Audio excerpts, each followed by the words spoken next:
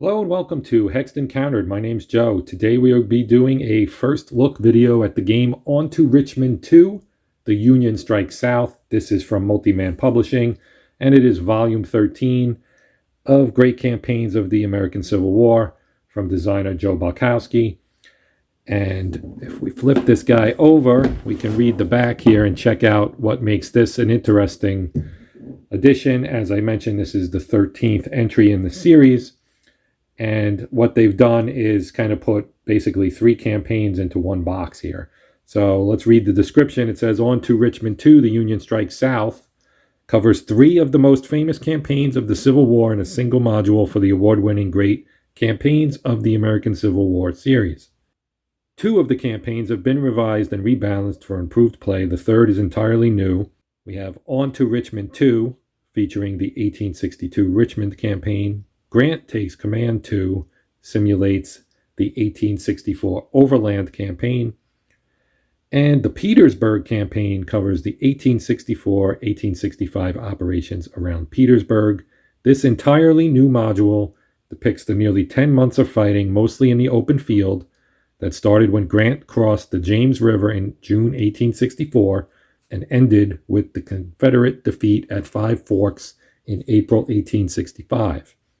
As a player of On To Richmond II, The Union Strikes South, you control either the Union or Confederate forces in turns representing 1 day of real time. 25 basic game scenarios and 7 advanced game campaigns are provided, ranging in scope from 1-day battles that can be played in an hour to campaign games that cover weeks or months of action. The maps are based on Civil War period maps from libraries and historical archives. They are painted by GCACW's original map artist Charlie Kibler. In the Petersburg module, a new map area has been added, covering the campaign's western portion. The military unit counters have been redesigned by Charlie Kibler and Nicholas Scooby to harken back to the counters in GCACW's original games, but with a more modern graphical treatment. This package is sure to appeal to any gamer with an interest in recreating the famous Civil War campaign set in Northern Virginia. So our components list, we have the series rulebook. We have 3 separate specific rule booklets for each of the 3 campaigns. 4 22 by 32 inch full color map sheets, 5 280 piece counter sheets, 1 2-sided 11 by 14 inch color off map display and charts card, 1 terrain chart, 2 full color force displays, 2 4-page full color charts and tables cards, and 2 6-sided dice. The complexity is listed as medium low and medium solitaire suitability. So let's take a look inside the box. Okay, so right on top we have a card here, which is basically just saying that MMP wants you to be happy with their product. It gives you a list of everything that should be in the box, and thank you for your purchase. Okay, so there is a decent amount of stuff in this box. We do have the standard game rules version 1.5, which is 23 pages long. It does have some tables and things in it as well. So the text in this is a little bit denser than some, smaller print wise. Those of us with old eyes might find it a little small, but there are plenty of illustrations, show you what the counters look like, etc., etc. So this is a, as rule books go, 23 pages is not much. This system has been around since 1991. Therefore, it is a very mature system that has been put through the paces for a while here, and you can expect it to be very well baked, I guess. So then we have the individual series rule books, which honestly are more, well, you have your scenarios in here, and you also have some advanced rules and some, anything that might be particular to the module being played. So we'll start with this one is the Peninsular Campaign of April to July 1862. This would be On To Richmond. So this was the original game that came out, which gives this game its name. This being On To Richmond II. So this would be On To Richmond, which covers, as I mentioned, the Peninsular Campaign from April to July of '62, which was basically McClellan, with the Army of the Potomac, and Lee with the Army of Northern Virginia.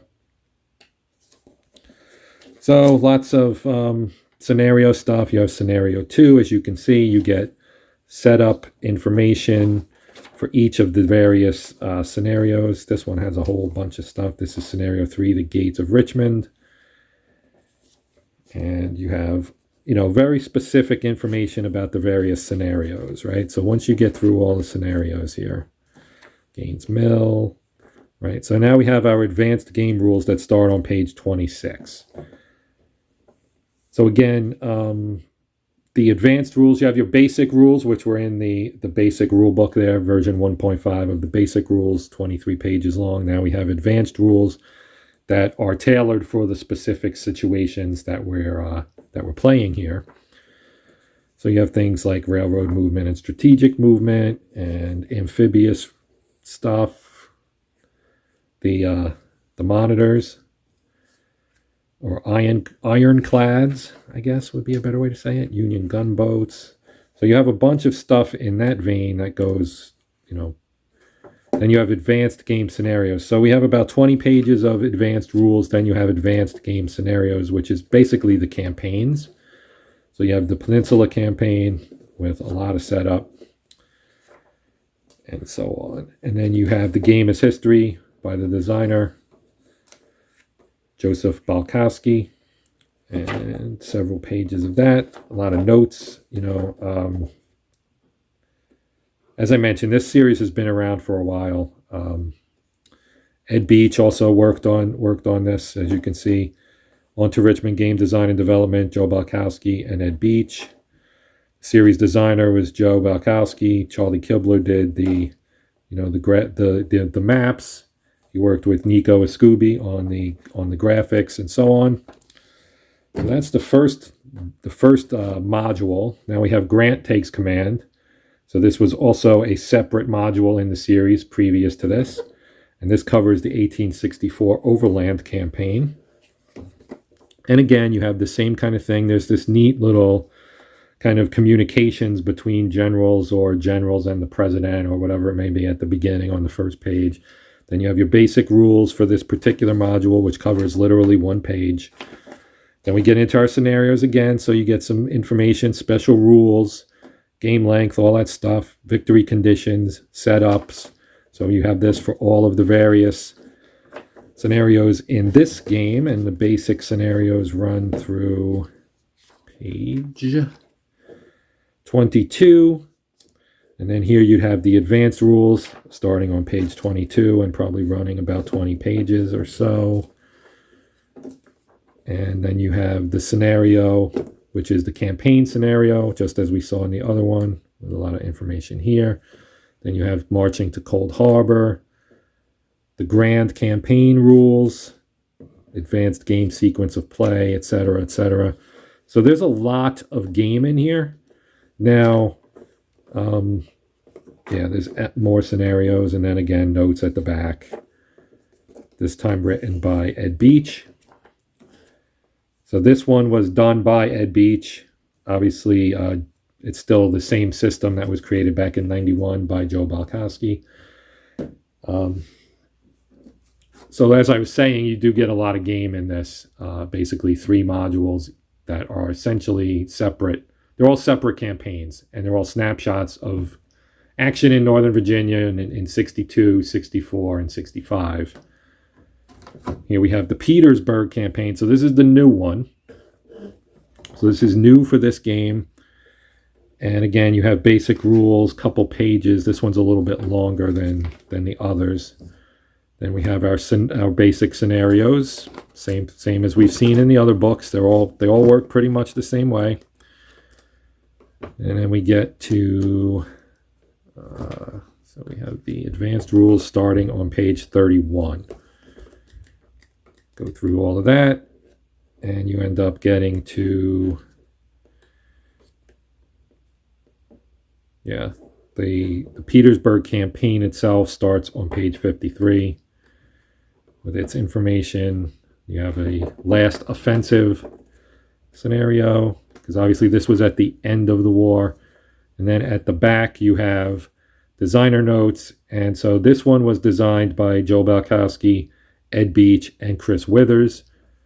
So, as is the case with a lot of long-running series, you get other designers involved, and they basically build upon the system or work within the system and create new additions, essentially.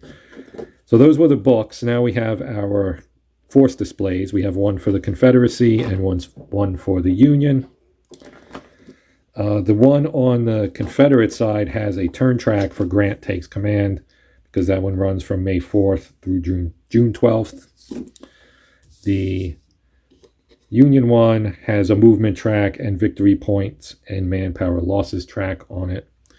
We have our standard TEC, the good old terrain effects chart, double-sided, covers pretty much everything you're going to see on the maps, as you would expect.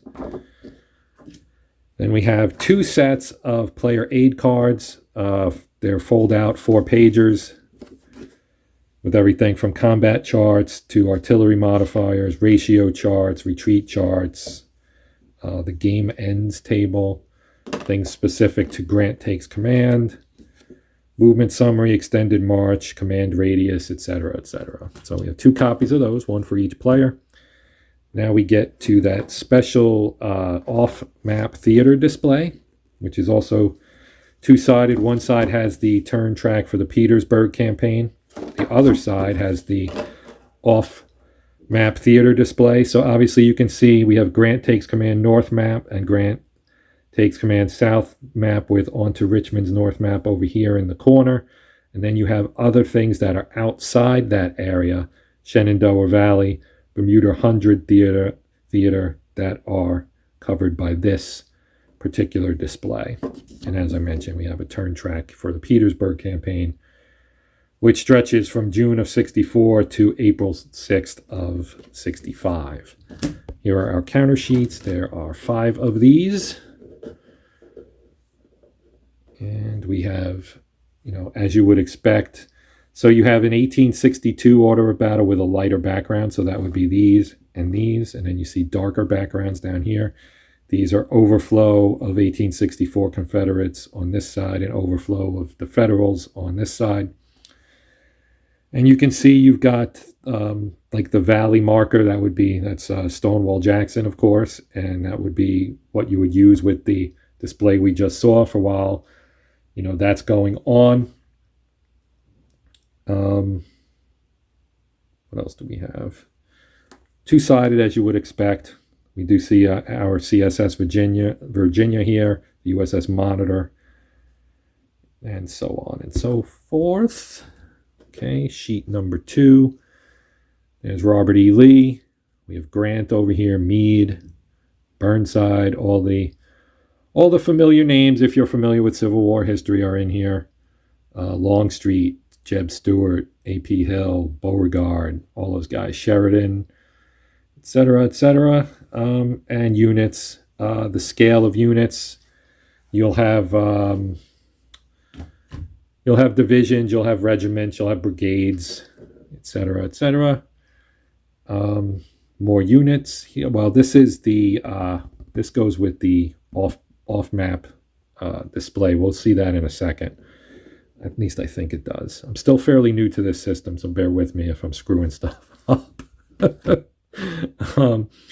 And a whole lot of markers for various things, such as fatigue and fortifications, entrenchments, breastworks, abatis, forts, etc. Destroyed bridges, railroad station damaged, and obviously both 2 sides. You have 4 levels of fatigue, 1 and 2, 3 and 4, etc. Now we've got the map. So we do have 2 dice, a red and a white. Now the maps, there are 4 maps in here. This is a large game in terms of map size. So here we have On To Richmond. This is the south map.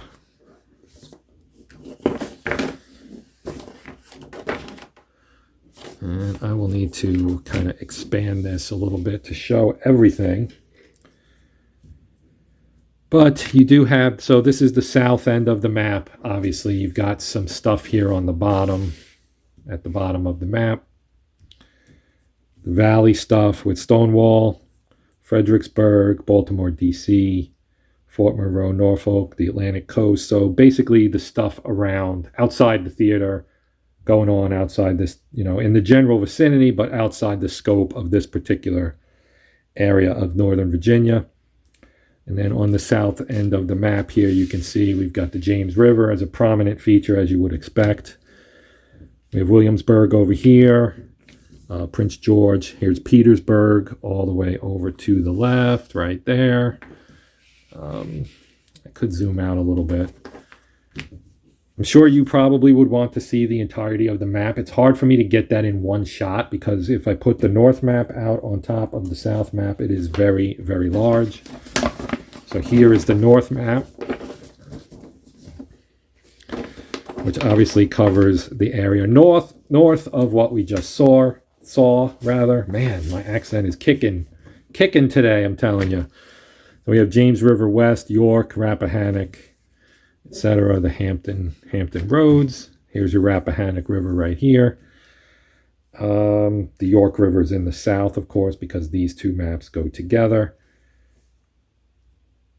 And of course, the Richmond is right here, the title city for the game here.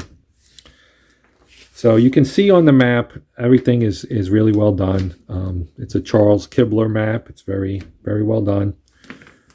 Very clear, a lot of detail. You can see the roads, different churches, little towns, and of course each of the counties being labeled as well. So this is the On To Richmond map, which is used for two of the three modules, those two being On To Richmond and the Petersburg Campaign. And our other maps would be for Grant Takes Command. And this one is the Grant Takes Command South map. So the orientation here is a little bit different. It's more the orientation in terms of the way the maps are laid out is different here. So obviously it's a little bit different area. We do have the James River here, but the scale is a little different as well. And we have the northern map, which joins up with it.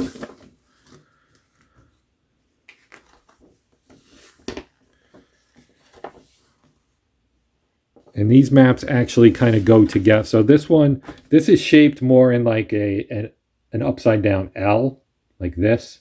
This map sits up top on the south map. And we have Fredericksburg up here, as you can see. Fredericksburg, one of the famous battle locations. You have the Wilderness, Spotsylvania Courthouse. Obviously, these are all, as you would expect, important areas from the Civil War. So again, I could zoom out, but I'm going to basically not to, only because, like I said, it's hard for me to show the entirety of the map. I don't really have anything overhead enough that I can get it in one shot all that well. My table isn't. My table's fairly large. I can set this up on this table, but I have other things on the table currently as well. So it's a little space is at a bit of a premium. So I apologize ahead of time for those of you who just wanted to see the whole map. I do know they are on Board Game Geek. If you want to see the maps, you can check them out there. But that is the two maps. And that is the end of the unboxing or first look video here. So hopefully this was worthwhile for you guys. I tried to keep it reasonably short. And obviously there will be more from me on this particular game coming up. Here's our box. I'll put my maps back. So there will be more, as I said, in the near future. I do have several things going on, as I always do, and I will get to this as soon as I possibly can. And so be looking for that if you are interested in seeing more from this particular game.